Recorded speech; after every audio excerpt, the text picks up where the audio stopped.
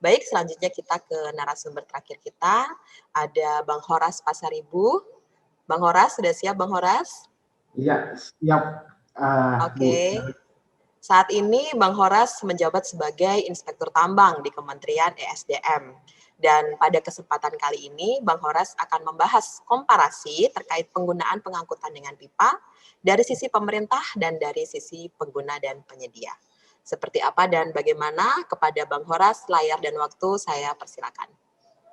Baik, terima kasih Bu Sari. Saya share screen.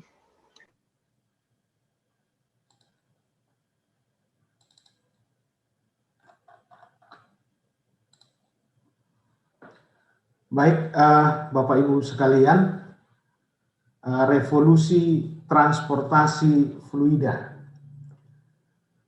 Penggunaan pipa pada kegiatan pertambangan mineral dan batu bara memegang peranan yang sangat penting.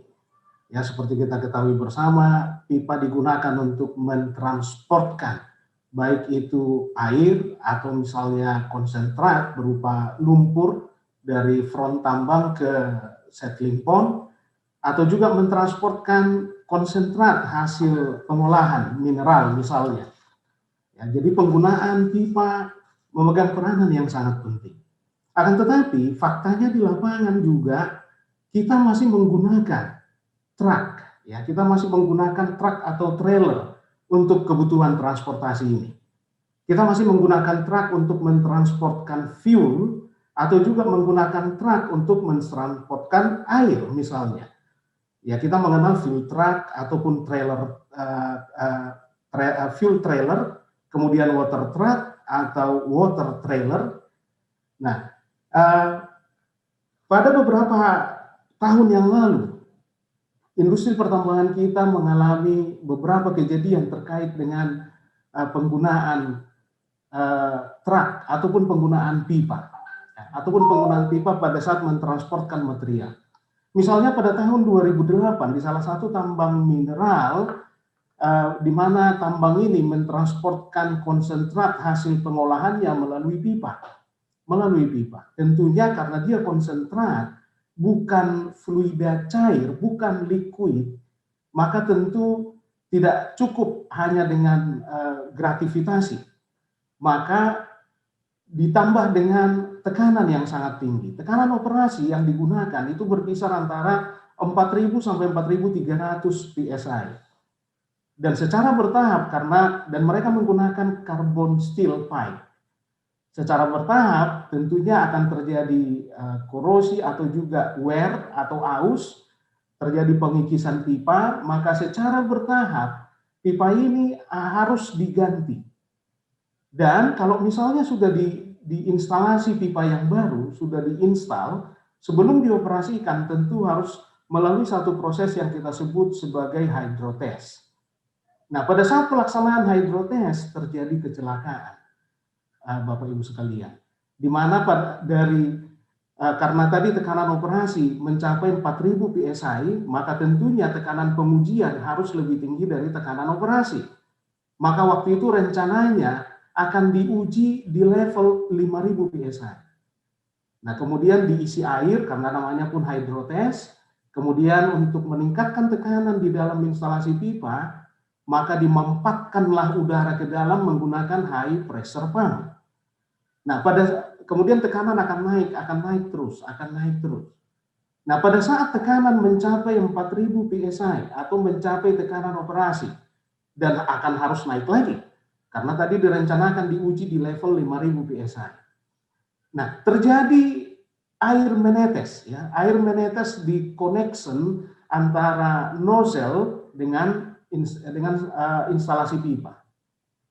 Setelah air menetes, kemudian orang yang mengetes melihat itu, apa yang dia lakukan? Dia ambil kunci pipa, bermaksud untuk mengencangkan koneksi antara nozzle dengan instalasi pipa.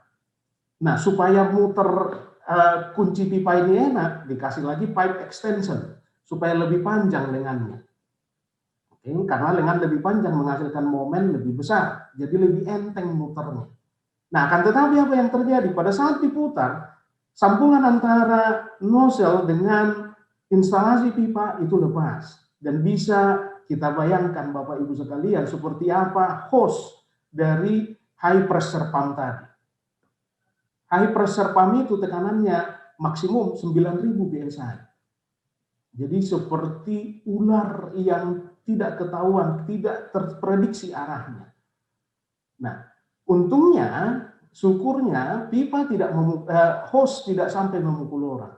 Yang jadi masalah, extension pipe untuk mengencangkan pipa tadi, itu yang kemudian menghantam orangnya sehingga terjadi fatality. Nah, kenapa saya menyebutkan kisah ini?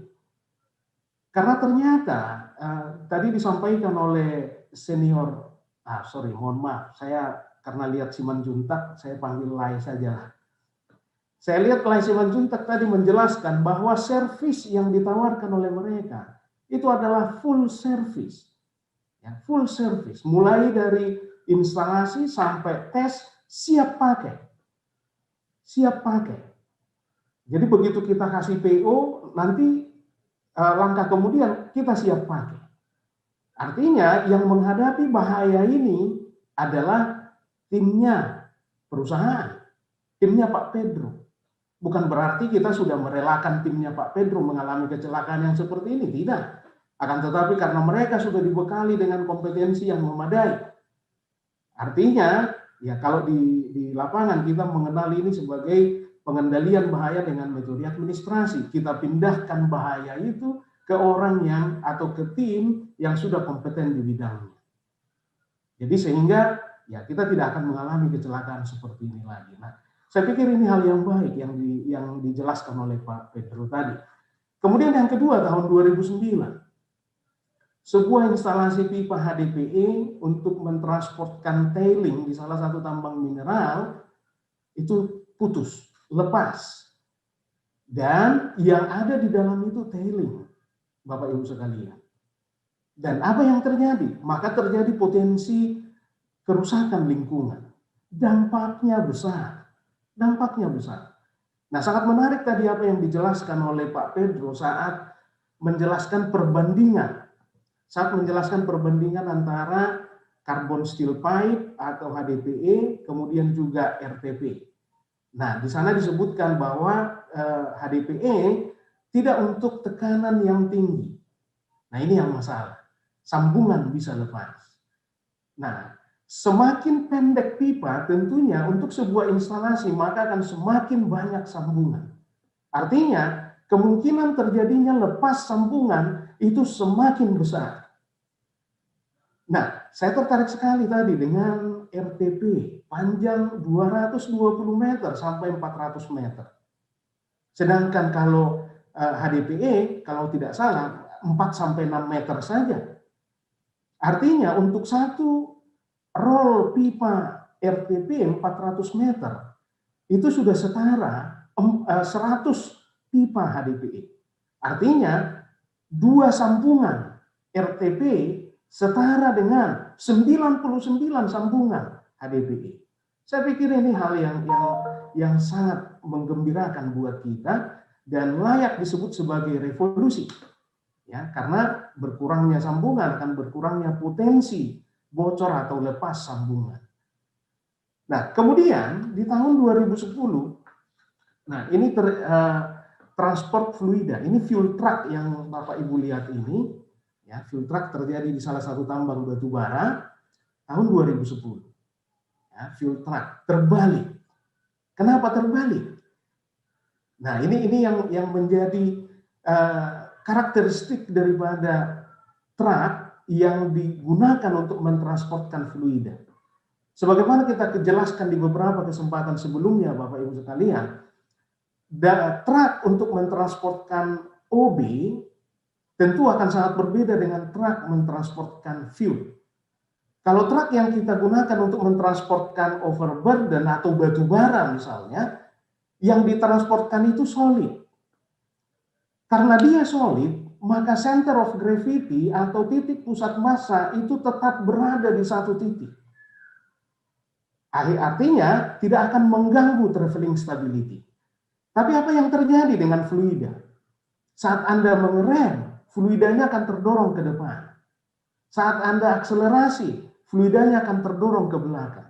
Saat belok ke kanan, fluidanya akan terdorong ke kiri akibat gaya sentrifugal. Center of gravity bisa bergerak kemana-mana, maka akan mengganggu traveling stability. Nah, maka apa yang ditawarkan oleh pipa, apa yang ditawarkan oleh pipa sangat menarik pada saat kita membahas, membandingkan dengan truk, Bapak Ibu sekalian. Nah, kalau dengan truk tentunya ada potensi bahaya, traveling stability akan terganggu. Kalau pipa tidak. Ya, jadi kemudian kontinuitas. Begitu unjuk kerja peralatan kita, fuel truck kita rendah, mechanical availability-nya rendah, saat dibutuhkan nggak bisa dipakai. Nah, akan tetapi kalau pipa bisa bekerja 24 jam non-stop. Ya, tidak ada perlu, apalagi tadi yang disampaikan oleh RTP, tidak ada maintenance, tidak ada preventive maintenance. Begitu truk, sekian jam hilang karena preventive maintenance. Belum lagi corrective maintenance. Jadi sangat menarik apa yang ditawarkan oleh pipa dibandingkan dengan apa yang kita lakukan selama ini mentransportkan fluida menggunakan truk. Akan tetapi memang tidak semua yang dilakukan oleh truk dalam rangka mentransportkan fluida, terutama fuel, tidak semua bisa digantikan oleh pipa. Misalnya pada saat refueling unit produksi di front tambang. Saat refueling tentunya nanti fuel truck yang mengantarkan fuel ke lokasi. Nah, akan tetapi kita bisa atasi itu dengan apa yang dilakukan oleh beberapa tambang, Bapak Ibu sekalian. Di beberapa tambang misalkan dia menggunakan alat produksi yang kapasitas tangkinya cukup untuk mendukung operasi selama 8 jam misalnya. Padahal satu shift 10 jam. Artinya akan ada saat-saat di tengah bekerja, di tengah operasi, unit itu harus berhenti, kemudian ke fuel station untuk refueling, atau berhenti, datang nanti fuel truck nganterin fuel untuk refueling. Nah, di beberapa tambang ini diatasi dengan cara memodifikasi tangki fuel dari unit produksi tersebut, diperbesar, sehingga cukup untuk mendukung operasi selama satu shift operasi. Sehingga refueling nanti bisa dilakukan pada saat overshift. Sehingga tidak ada waktu lagi yang hilang atau diperuntukkan khusus untuk refueling. Jadi waktu operasi kita bisa optimal. Nah, sehingga pada saat kita sudah merencanakan seperti ini, nanti unit produksi sambil orangnya overshift, unit produksi datang ke fuel station. Nah, kalau sudah seperti ini, maka kita bisa membuat fuel station yang sudah fix dekat dengan pit penambangan. Dan bagaimana mentransportkan fuel ke fuel station ini? Kita bisa menggunakan pipa. Artinya betul tidak menggantikan peran fuel truck 100%, akan tetapi bisa mensubstitusi sebagian peran dari fuel truck ini. Nah, sekali lagi karena unjuk kerja pipa tentunya lebih tinggi dibandingkan dengan fuel truck. Karena tidak ada tadi maintenance, khususnya tadi pipa yang ditawarkan oleh Pak Pedro, RTP misalkan. Nah, kejadian-kejadian seperti ini tahun 2008, 2009, 2010 tentunya menimbulkan kerugian. Ya, tentunya menimbulkan kerugian sama seperti seolah-olah kita membuang uang, Bapak Ibu sekalian. Wah, tidak masalah, alat rusak. Rusaknya gampang diperbaiki, biayanya sedikit kok. Nah, jangan lupa bahwa setiap insiden selalu ada biaya langsung dan biaya tidak langsung. Biaya tidak langsung, sekian hari kita berhenti operasi akibat sebuah kejadian. Sekian hari tidak operasi, maka sekian dolar kerugian, sekian rupiah kerugian. Jadi kalau terjadi hal seperti itu tadi, ya, itu sama seperti membuang uang atau kos yang semakin besar. Dan perlu kita ingatkan Bapak Ibu sekalian, kos semakin besar tentu akan mengurangi profit perusahaan. Profit perusahaan berkurang, tentu potensi pendapatan negara dari pajak juga akan berkurang. Disinilah kepentingan pemerintah untuk selalu mengingatkan. Jadi jangan sampai berpikir, yang rugi kami kok, apa urusan pemerintah. Anda rugi, pemerintah kehilangan potensi pendapatan negara. Disitulah kepentingan pemerintah untuk menjaga, jangan sampai perusahaan rugi. Artinya jangan sampai terjadi hal-hal seperti ini. Nah, maka peran truk tadi bisa disubstitusi sebagian oleh pipa. Tapi udah pakai pipa juga masih celaka kok Pak, masih lepas kok sambungannya. Nah, pipa yang bagaimana? Nah, disinilah yang kita sebut sebagai revolusi. Revolusi adalah perubahan yang sangat signifikan, perubahan yang sangat mendasar, perubahan yang sangat spektakuler.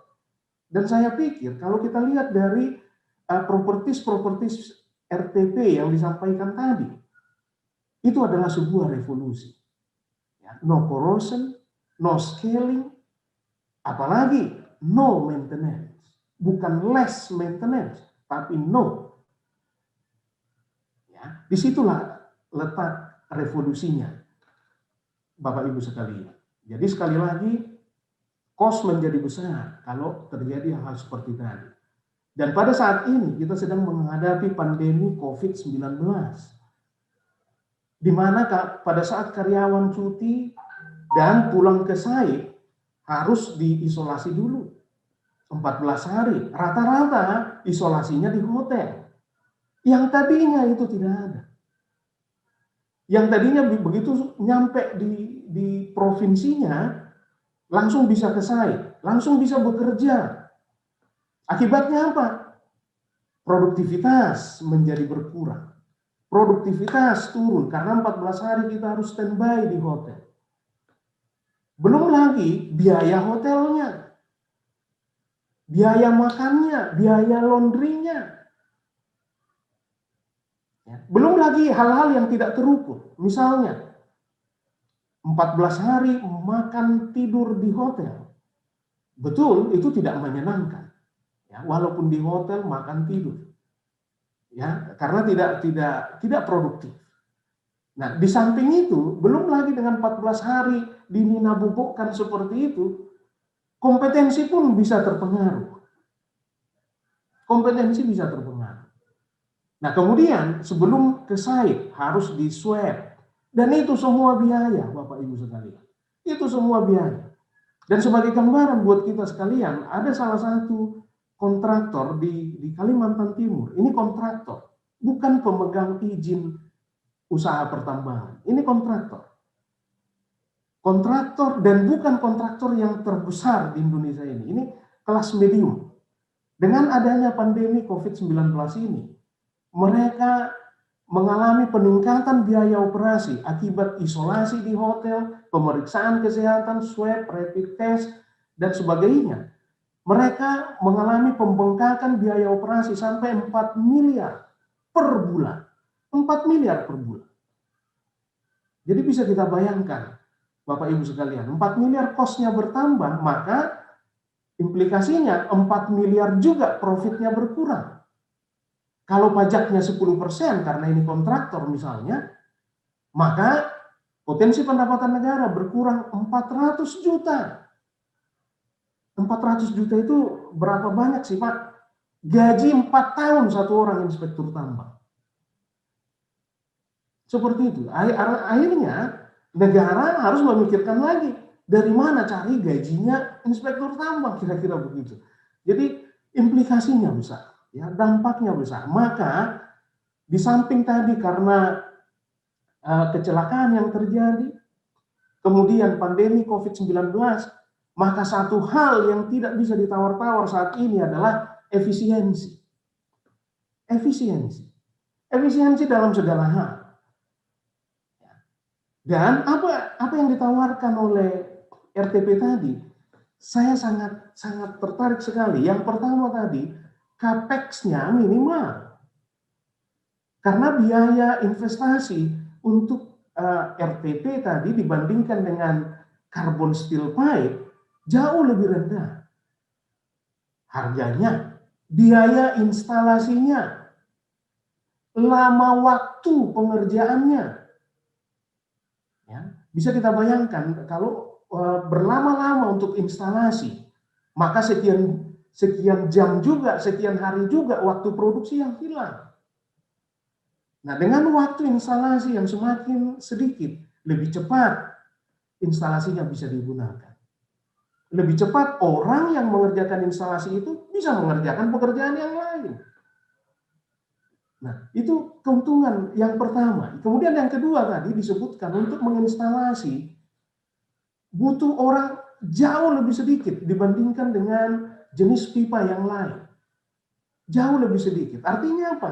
Semakin banyak orang yang bekerja, di samping biaya semakin besar, maka juga semakin banyak orang yang terpapar dengan bahaya. Semakin banyak orang yang terpapar dengan bahaya, semakin tinggi risiko terjadinya kecelakaan. Maka berulang lagi terjadi kecelakaan yang tadi. Jadi dengan misalkan carbon steel pipe yang mengerjakan banyak, udah banyak terjadi celaka, udah banyak, udah lama, makin lama lagi akibat kecelakaan. Jadi sangat menarik apa yang ditawarkan oleh RTP. Kemudian juga no maintenance. No maintenance. Ya, sekali lagi bukan less maintenance, tapi no maintenance. Ini sangat menarik. Ini sangat menarik saya pikir. Ya. Dan disebutkan lagi garansi tadi 20 tahun. Selama 20 tahun sejak diinstal, kita bisa tidur nyenyak, Bapak Ibu sekalian. Ya, tidak seperti misalkan di kasus tadi, pipa HDPE putus di sambungan. Waktu itu 3 kali beruntun dalam waktu 3 bulan terjadi. Bisa kita bayangkan orang yang mengurusi pipa itu 3 bulan tidurnya nggak nyenyak. Nah, ini no maintenance, garansi 20 tahun. Ya. Belum lagi ditambah dengan advantage yang lain. No corrosion. Tidak ada korosi. Nah, Bapak Ibu sekalian perlu kita ingatkan bahwa di lampiran 2 Kepmen 1827, tepatnya di halaman 141, di sana disebutkan bahwa KTT harus menetapkan tata cara kerja baku. Ya, tata cara kerja baku terkait dengan pengoperasian dan pemeliharaan pipa minimal mencegah korosi. Jadi korosi ini mendapat perhatian yang luar biasa dari pemerintah. Ya. KTT harus membuat tata cara baku untuk menggunakan ataupun merawat pipa minimal yang tidak boleh tidak. Artinya minimal itu tidak boleh tidak. Itu terkait dengan pencegahan korosi. Dan ini di RTP tidak ada. Saya pikir ini sangat menarik sekali. Sangat menarik sekali. Nah, kemudian ada lagi abrasive wear resistant tadi disebutkan 3-5 kali. Artinya apa? Ini menjadi lifetime-nya lebih panjang. Lifetime lebih panjang. Lagi-lagi capex untuk reinstall yang baru itu menjadi lebih murah. Ya. Nah, kemudian yang sangat menarik juga anti-permeation layer. Nah, ini peserta pada webinar kita hari ini itu sebagian adalah inspektur tambang. Terus terang, selama ini untuk menjadi objek inspeksi inspektur tambang, kita belum melakukan pemeriksaan permeation, gas permeation, atau gas bocor. Selama ini, kita melakukan inspeksi instalasi pipa, kita tidak pernah memeriksa kebocoran ataupun perembesan dari gas.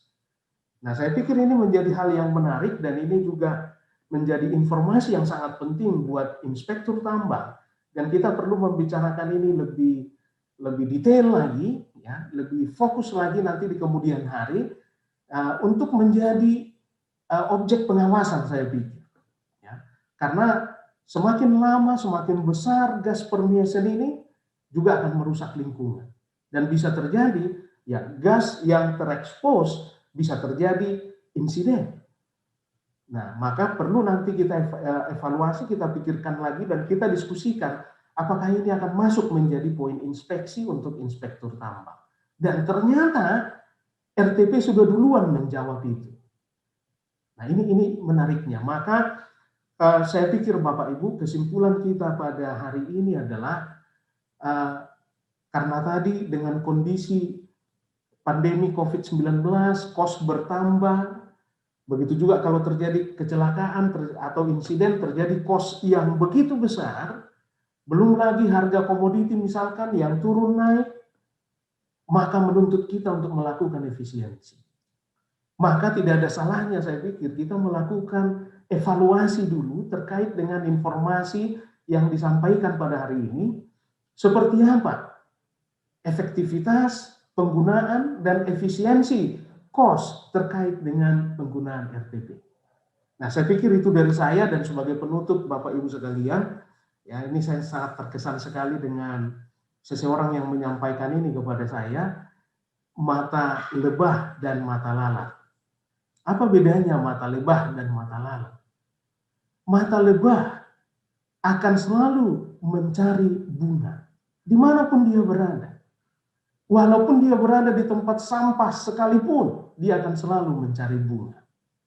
Berbeda dengan mata lalat. Lalat berada di taman bunga sekalipun, dia akan selalu mencari sampah. Maka mari kita miliki mata lebah untuk selalu mencari inovasi-inovasi. Di tengah pandemi kesulitan seperti ini, mari kita cari inovasi atau ruangan di mana kita bisa berimprovisasi untuk menciptakan efisiensi. Perusahaan semakin efisien, semakin untung, negara juga potensi pendapatannya semakin besar, dan kekuatannya untuk mensejahterakan rakyat juga semakin besar. Demikian dari saya, terima kasih Bapak Ibu sekalian, dan saya kembalikan kepada Seniorita Sari. Terima kasih. Baik, kita berikan aplaus yang meriah untuk Bang Horas. Terima kasih Bang Horas, komprehensif sekali ya komparasi yang beliau paparkan beserta ilustrasi-ilustrasinya ditampilkan mulai dari sisi teknis dan economical impact yang akan didapatkan oleh perusahaan. Semoga bermanfaat bagi kita semua. Selanjutnya ada pertanyaan yang ketiga untuk Bang Horas dari Pak Ganda Simangunsong. Beliau ini merupakan akademisi. Pak Horas, apakah signifikasi pengaruh getaran dinamik, misalnya peledakan, terhadap stabilitas struktur pipa dan produktivitas penyaluran material di dalam pipa? Jika jawabannya iya, signifikan, apakah ini semua sudah diatur oleh regulasi ESDM? Karena di beberapa tambang batubara, banyak terdapat pipa transportasi milik migas. Apakah sudah tercatat, Bang Horas? Kita langsung ke jawaban untuk pertanyaan yang ketiga. Bang Horas, silakan Pak. Oke, terima kasih Dek. Tadi pertanyaannya adalah dari Bang Ganda Simangunsong. Saya panggil beliau ini apa? Ya, beliau dari Teknik Pertambangan ITB sebagai dosen di sana. Apakah signifikan pengaruh getaran dinamik, misalnya peledakan terhadap stabilitas struktur pipa dan produktivitas penyaluran material dalam pipa? Kalau jawabannya iya, apakah sudah diatur? Baik, sangat signifikan Bang Ganda Simangunsong, sangat signifikan. Ya, kita ketahui misalnya getaran akibat peledakan. Getaran itu bisa akibat peledakan atau bisa akibat operasi alat berat yang beroperasi di sekitar instalasi pipa. Itu semua menimbulkan getaran. Dan itu sangat signifikan bisa mempengaruhi instalasi pipa. Ya, sangat signifikan. Nah, sebagaimana kita ketahui bersama, ini beban dinamis. Ya, beban dinamis. Struktur pipa adalah steel structure, atau misalkan kalau dia pakai RTP atau ADPE tadi, intinya adalah struktur. Struktur yang mengalami beban dinamis bisa mengalami fatigue. Bisa mengalami fatigue, akhirnya sambungan bisa putus atau supporting bisa fail dan sebagainya. Dan apakah kalau ini memang sangat signifikan, apakah sudah diatur di dalam peraturan? Sudah sebenarnya, Bang Ganda Simangunsong. Misalnya kalau kita lihat di lampiran 2 Kepmen 1827, Kepmen SDM tentunya 1827 tahun 2018, terutama di halaman 67 di sana disebutkan begini. Halaman 67.9e. Dalam hal rencana pengangkutan dan penumpukan menggunakan pipa. Maka ini isi dari FS, Feasibility Study. Harus melakukan kajian terkait dengan jenis pipa. Nah, kenapa perlu dilakukan kajian terhadap jenis pipa? Salah satunya karena mempertimbangkan getaran yang terjadi, mempertimbangkan beban-beban yang terjadi. Semua beban harus dipertimbangkan, maka kondisi paling kritisnya adalah kita bisa ketahui berdasarkan kondisi paling kritis yang kita ketahui tadi, kita bisa memilih jenis pipa. Jadi menjadi dasar untuk pemilihan jenis pipa. Kemudian di sana juga disebutkan meliputi selain jenis juga kekuatan pipa. Nah, kenapa perlu dianalisis masalah kekuatan pipa? Karena berarti kita harus mengidentifikasi semua beban-beban yang terjadi, baik itu statis, dinamis, baru kemudian kita perhitungkan ke stres yang terjadi di dalam pipa, apakah itu misalnya tegangan normal, tegangan geser, dan sebagainya, baru kita mengetahui kekuatan pipa. Lagi-lagi hubungannya nanti ke jenis pipa. Lagi-lagi hubungannya nanti yang kedua disebutkan di sini, tebal pipa. Tebal pipa sangat berhubungan atau berbanding lurus dengan kekuatan pipa. Jadi sudah diperhitungkan, Pak Ganda. Kemudian di halaman 140 juga disebutkan pelaksanaan pengangkutan ya harus membuat kajian dan di dalamnya harus dianalisis masalah jenis dan ukuran pipa, sama seperti tadi. Jenis material yang ditransportkan tentu akan sangat berbeda pada saat kita mentransportkan fluida, air misalnya, dengan konsentrat. Abrasivitasnya berbeda, kecepatannya berbeda, getaran yang ditimbulkan material yang ditransportkan itu pun berbeda. Jadi sudah diperhitungkan sebenarnya Bang Ganda, termasuk daya dukung jalur pipa. Bukan hanya kekuatan pipanya sendiri, tapi daya dukung landasan pipanya pun harus dilakukan analisis. Jadi sudah ada di dalam peraturan, hanya kalau kita cari secara